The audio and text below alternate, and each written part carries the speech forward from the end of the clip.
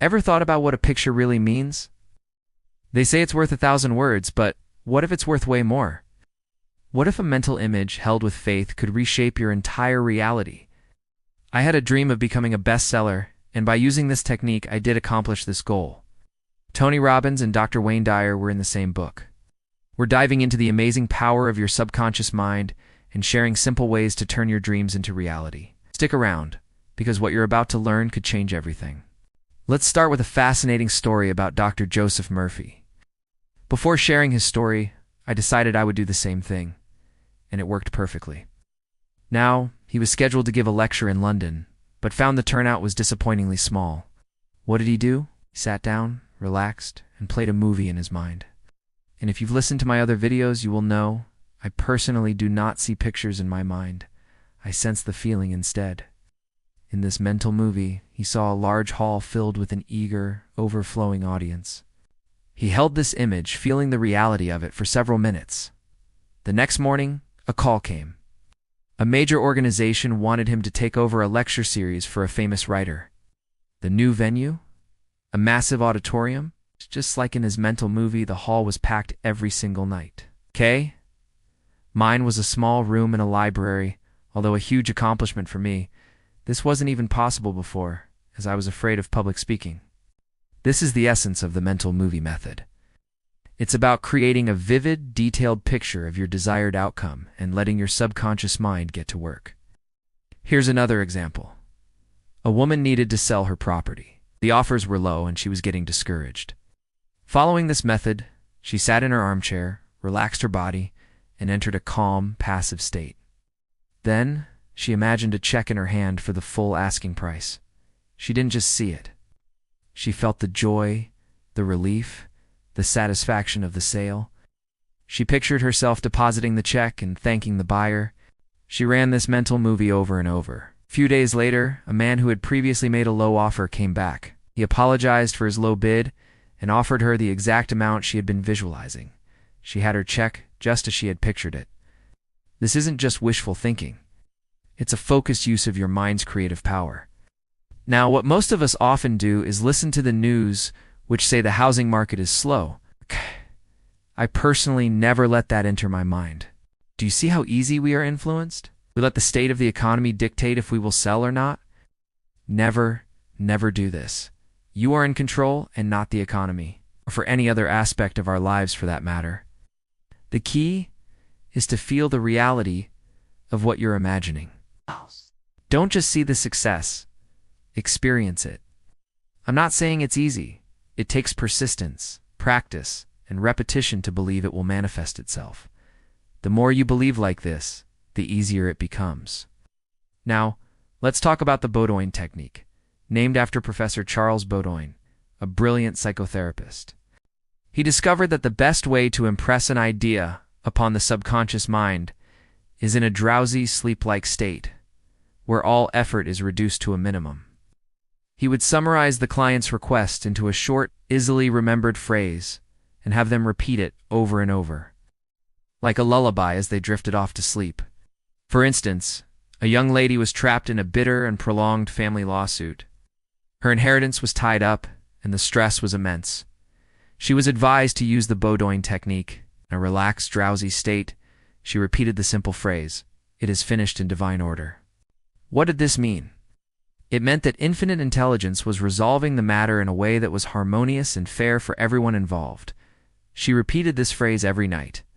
Soon after, her lawyer called with surprising news. The opposing lawyer and his client were suddenly willing to settle. A harmonious agreement was reached, and the lawsuit was withdrawn just as she had affirmed. This technique is powerful because it bypasses the conscious mind's resistance and skepticism. When you're sleepy, your logical brain is quiet, allowing the idea to sink directly into the creative, all-powerful subconscious. It's about planting a seed of an idea in the most fertile soil of your mind. This is how I attained my Master of Metaphysical Science and Practitioner degree. Let's move on to the sleeping technique, which is very similar but focuses on the moments right before you fall asleep. This is a critical time because the last thoughts you have before sleeping can marinate in your subconscious for hours. Imagine you're struggling with a destructive habit you desperately want to overcome. Instead of dwelling on your weakness or fighting the urge, you can use this technique. You begin to visualize the freedom you desire. See yourself happy, healthy, and completely free from the habit.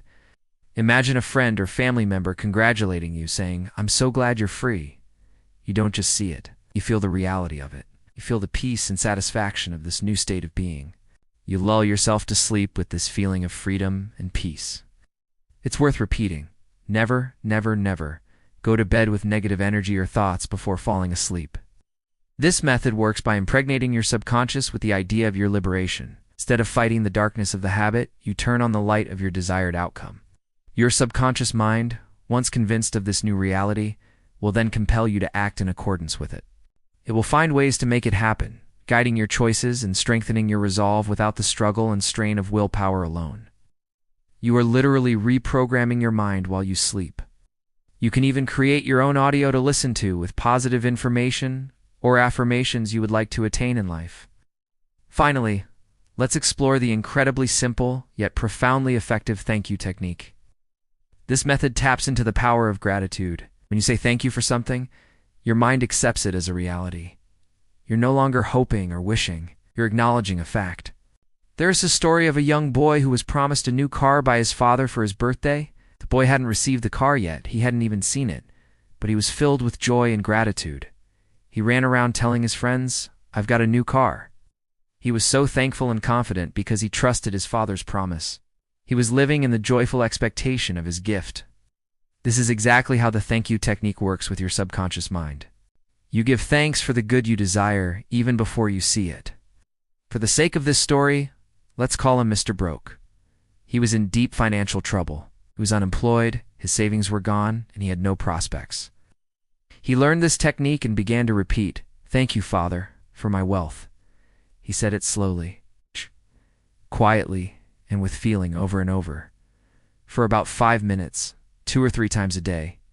He wasn't just mouthing the words. He was working to generate a feeling of gratitude, a feeling of being wealthy and secure.